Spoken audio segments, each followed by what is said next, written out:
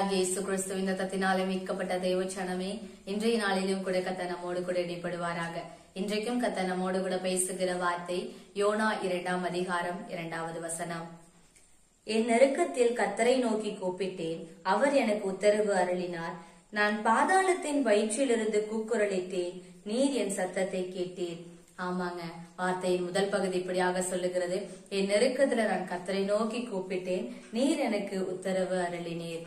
நம்ம இன்றைய நாட்களிலும் இந்த காலகட்டங்களிலும் நம்ம ஆண்டவர் எந்தெந்த சூழ்நிலைகளில் நம்ம கூப்பிட்டு கொண்டு இருக்கிறோம், எல்லாம் நமக்கு சாதகமா இருக்கும் பொழுது நம்ம ஆண்டவரை நோக்கி கூப்பிடுகிறோமா, இல்ல நெருக்கத்தின் மத்தியில நம்ம ஆண்டவரை நோக்கி கூப்பிடுகிறோமா?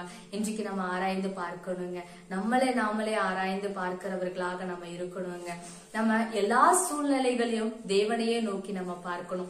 எவ்வளவு பிரச்சனைகள் வந்தாலும் சரி, எத்தனை போராட்டங்கள் வந்தாலும் சரி, எத்தனை துன்பமான நேரங்களிலும் நம்ம ஆண்டவர்கிட்ட மட்டும்தான் அந்த விடையை நம்ம எதிர்பார்க்கணுமே தவிர எந்த மனிதர்களிடத்திலயும் நம்ம அந்த விடுதலை எதிர்பார்க்க கூடாதுங்க. இன்றைக்கு நம்ம ஆண்டவர்கிட்ட கேட்க போறோம், ஆண்டவரே சந்தோஷமான நேரத்துல மாத்திரம் இல்ல ஏசப்பா, எல்லா துன்பத்தின் நேரங்களிலும் எல்லா நெருக்கத்தின் வேலையிலும் அது மனிதர்களால் வந்தாலும் சரி, நீங்க அனுமதிச்சாலும் சரி ஆண்டவரே, எல்லா சூழ்நிலைகளிலும் உண்மையே நோக்கி நாங்கள் விண்ணப்பம் பண்ண எங்களுக்கு கற்றுக் கொடுங்க ஆண்டவரேன்னு சொல்லி இன்றைக்கு நம்ம கேட்க போறோம். செபிக்கலாமா?